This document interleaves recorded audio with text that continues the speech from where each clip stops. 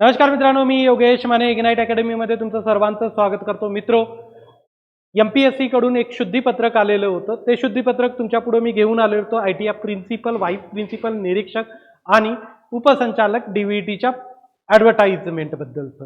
आता आपल्याला त्या फॉर्म मध्ये चेंजेस करायचे आहेत. मी तुम्हाला सांगितलं होतं की एनसीएल आणि कास्ट सर्टिफिकेट तयार ठेवा. मी तुम्हाला चेंजेस सुचवतो काय चेंजेस करायचे ते.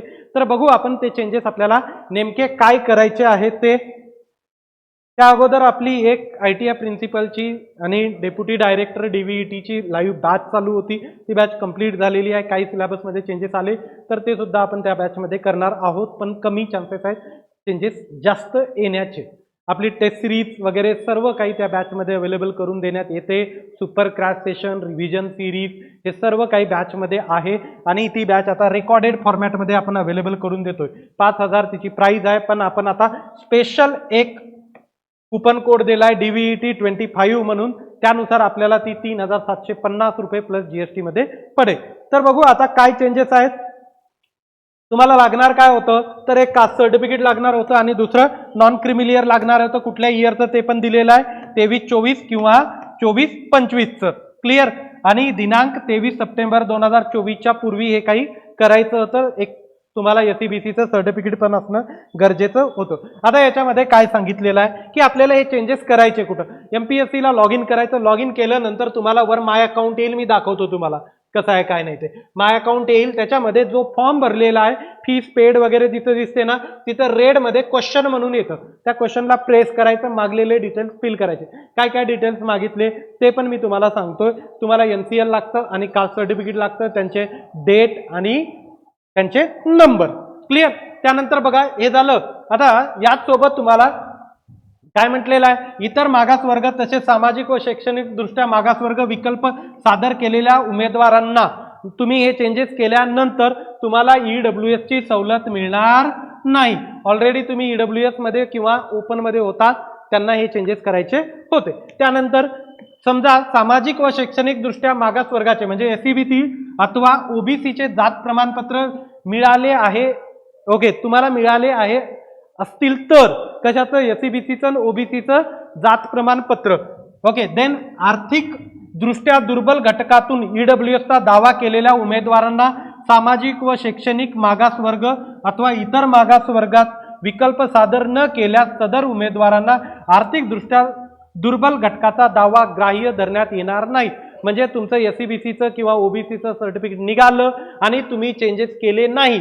पहिले तुम्ही ईडब्ल्यूएस मध्ये होता, आता तुमच्याकडे एसईबीसी आणि ईडब्ल्यूएसचं सर्टिफिकेट मिळालं असेल आणि तुम्ही चेंजेस केले नसतील तर तुमचा जो ईडब्ल्यूएसचा दावा होता तो कायम राहील का, तर राहणार नाही. हे याच्यामध्ये यांनी क्लिअरली लिहिलेलं आहे.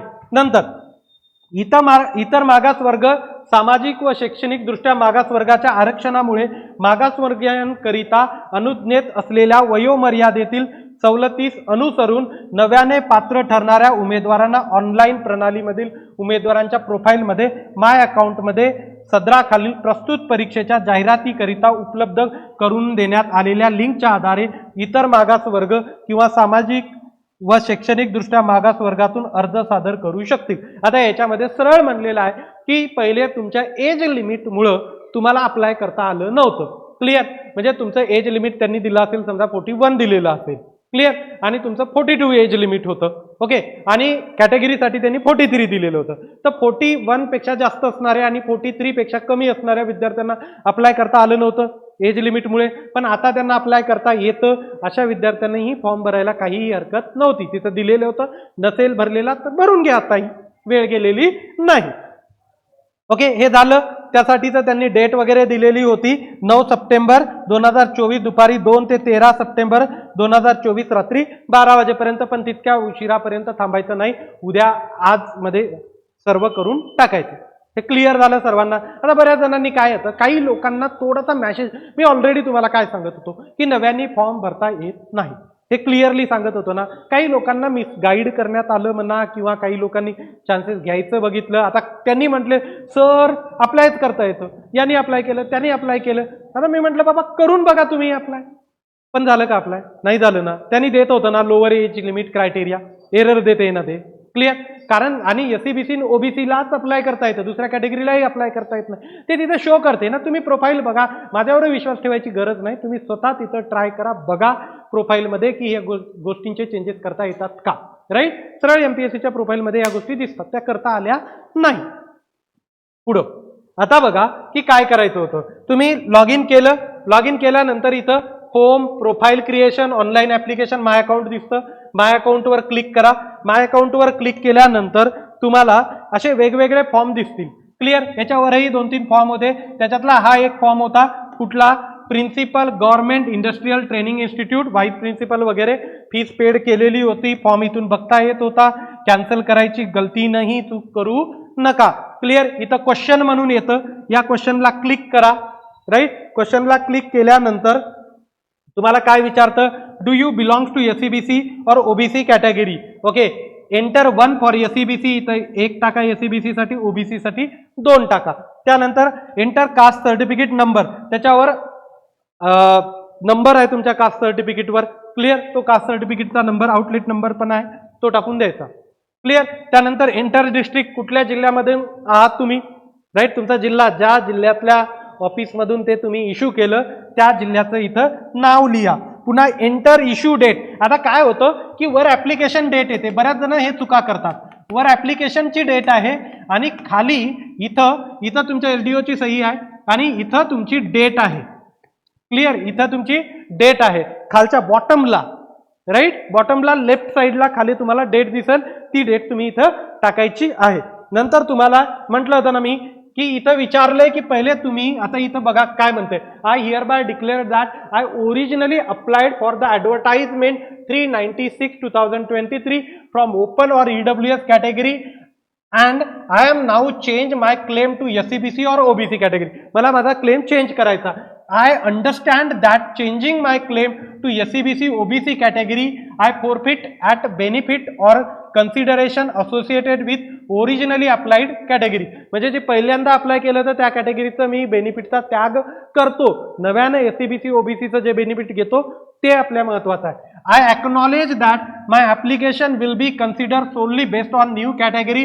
I am now claiming I certified that all information provided in both my original application and this updated application is true, accurate to best of my knowledge. I understand that providing false or misleading information result in cancellation of candidature. Bus yes करून टाका.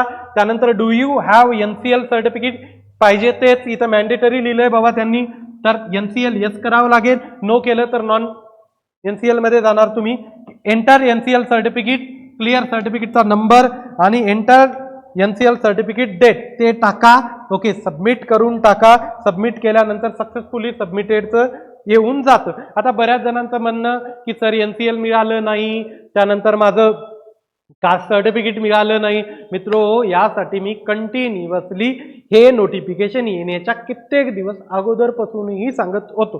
ज्यांनी 6 तारखेला सुरुवात केली, मी त्यांना पण म्हटलं होतं की तुमच्या तिथल्या ऑफिसरला भेटा, रिक्वेस्ट करा, त्यांना ही गोष्ट समजून सांगा, ते तुम्हाला मदत करतील, थोडीशी प्रोसिजर तुमची फास्ट करून देतील. ओके, ह्युमॅनिटी बेसिसवर बऱ्याचशा गोष्टी ते करून देतात. क्लिअर? भेटायला काही तुम्हाला हरकत नव्हती. एवढेही चान्स जर नाही घ्यायचे तर त्याला काही करू शकत नाही आपण. काही लोक बाहेर आहे, तिकडं आहे, तिकडं आहे, ही एक्झाम तुमच्यासाठी महत्वाची होती, तर तुम्ही तिथं जाऊन ह्या गोष्टी करणं गरजेचं होतं. आता बऱ्याच जणांचं म्हणणं काय, सर माझ्याकडे NCL नाही आणि मध्ये एक GR आलेला होता कोविडच्या नंतर. काय झालं तर कोविडमध्ये बऱ्याच जणांना डॉक्युमेंट काढता आलेले नव्हते. त्यानंतर एक GR आला होता 2023चा. त्या अगोदर NCLचा 2013चा GR होता. त्या GR नुसार काय होतं की तुम्हाला त्या वर्षाचं NCL असलं तरी चालेल. याच्यामध्ये त्यांनी काय लिहिलं होतं की आम्हाला 23-24चं NCL चालेल. क्लिअर? म्हणजे कुठल्या वर्षाचं चालेल? 23-24 किंवा 24-25. मग हे NCL नंतर पण निघू शकते, म्हणजे 23 सप्टेंबरच्या नंतर पण निघू शकतं. क्लिअर? म्हणजे तुम्हाला काय की आर्थिक वर्ष 24-25 संपणार कधी? 31 मार्चला. 31 मार्चच्या अगोदर म्हणजे तुम्ही ऑक्टोबर, नोव्हेंबर मध्ये काढलं असतं किंवा सप्टेंबरला यानंतर जरी काढलं असतं तरी ते त्या वर्षाचं मिळते तुम्हाला 24-25चं. पण इथं तुमच्या ऍप्लिकेशनमध्ये हे डिटेल्स फिल करणं मॅन्डेटरी होते. आता मी प्रयत्न केला की हे मॅन्डेटरी ज्या गोष्टी आहेत ना ते त्यांनी ऑप्शनल कराव्या म्हणून. क्लिअर? मॅन्डेटरी असलेल्या गोष्टी ह्या ज्या आहेत ना हे स्टार काढा. ओके, आणि इथं question, okay, do you have NCLच्या जागी do you belongs to NCL, belongs to NCL करा म्हणून मी त्यांना मेल केला होता, कॉल केला होता, फॉलोअप घेतला, पण काही गोष्टी झाल्या नाही. मी तर दाखवण्यासाठी प्रूफसाठी काही गोष्टी आणल्या. मी हा त्यांना मेल केलेला होता. काय होता? With reference to advertisement 396 for principal and vice principal position of government ITR, the advertisement has been revised due to SEBC reservation and form must be submitted before 23 September पर्यंत सबमिट करायचे होते. Right? According to government of Maharashtra GR published on 9 March 2023. हे त्या वेबसाईटवर आहे. कधी publish झालेला होता? 9 March 2023. The NCL non creamy layer certificate is not mandatory while filling out the application form, असं लिहिलं होतं. क्लिअर? मी लिहिलं होतं. मी माझ्या परीनं त्याला इंटरप्रिट केलं GRला, आणि मी काही लोकांना मदत होईल म्हणून असा त्यांना मेल लिहिला होता. Okay, filling the application form. The NCL certificate only need to be issued during the same financial year in which advertisement is publish. त्या फायनान्शियल इयरचं सर्टिफिकेट लागतं, पण एक्झामच्या अगोदरच लागतं का? मॅन्डेटरी नाही, असं मी त्यांना लिहिलं होतं. म्हणजे आपल्याला 24-25 लागेल, पण ते मी सप्टेंबर नंतरही काढू शकतो. Okay, so for 24-25 the NCL certificate is valid for claiming SEBC reservation and can be issued after 23 September 2024. Okay, त्यानंतर सुद्धा हे सर्टिफिकेट काढता येऊ शकतं असं मी त्यांना लिहिलंय. Okay, however while modifying the application form the same advertisement the NCL date and number has been made mandatory, please make it necessary changes. Optional बनवा म्हणून त्यांना मी केलंय. ते मॅन्डेटरी केलंय, ते मॅन्डेटरी हटवून टाका आणि तिथं तो क्वेश्चन लिहा. जसं की after March 2023 for all advertisement published by all department instead of asking do you have NCL certificate the question has been change to do you belongs to NCL. Clear? मी त्यांना काय म्हटलं की तुम्ही जसं लिहिलंय do you have NCL certificate. Okay, आता येणाऱ्या ॲडमध्ये त्यांनी हे विचारायला सुरू केलं की do you belongs to NCL. Clear? तर मी त्याच्यामध्ये हे मेन्शन केलं, do you belongs to NCL with NCL number and date being optional for a student. त्याच्यात do you belongs to NCL yes केलं ना, मग डेट अँड NCLचा नंबर टाकायची गरज नव्हती. त्यांना माझंही असंच म्हणणं होतं की तुम्ही हे ऑप्शनल करा. क्लिअर?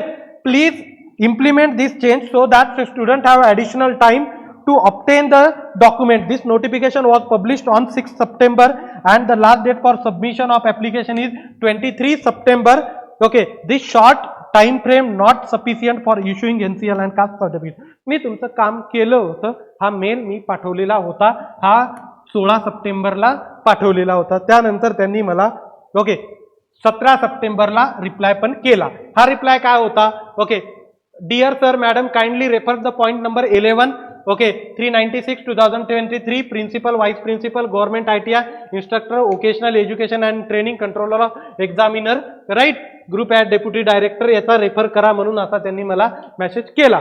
आता याच्यामध्ये रेफर केलेल्या मेसेजमध्ये त्यांनी मला काय सांगितलं होतं? हा 11वा पॉईंट मी पूर्ण घेऊन आलो, एवढं तर करतच असतो. क्लिअर? हा 11वा पॉईंट होता. या 11व्या पॉईंटमध्ये त्यांनी काय म्हटलं की 23-24 आणि 24-25चं NCL लागतं, अगोदर लागते. ही तर कसं कास्ट काय म्हणते ते 23 सप्टेंबरच्या अगोदरच पाहिजे ते, पण NCLला तसं म्हटलं का त्यांनी? नाही, या वर्षाचं लागतं म्हणून हे म्हटलं. म्हणून मी पुन्हा त्यांना काय केलं, त्याच्यावरही मेसेज केला. त्याच्यावर काय मेसेज केला की respected sir, thank you for your timely response regarding point number 11 of advertisement. ते लिहिलंय. Okay, dated. त्यानंतर concerning SEBC reservation it has been stated that for financial year 24-25 the non-creamier certificate is required and it can be issued between September 2023 to March 25. However, the application form currently mandates the filling of NCL since the September 23 is the last date for making the changes. So, to the application, I kindly request the NCL requirement made optional. At this stage, we will able to provide the NCL certificate for a financial year 2024-25 during document verification. Clear? म्हणजे हे तुम्ही सध्यासाठी आम्हाला optional करा, आम्ही ते document व्हेरिफिकेशनच्या वेळेस produce करू. कुठल्या इयरचं? त्याच वर्षाचं. म्हणजे पुढेही आपण ती प्रोसिजर कंटिन्यू काढायची ठेवू शकतो. असं केलं. त्यानंतर बाईनं मेलचा रिप्लायच केला नाही.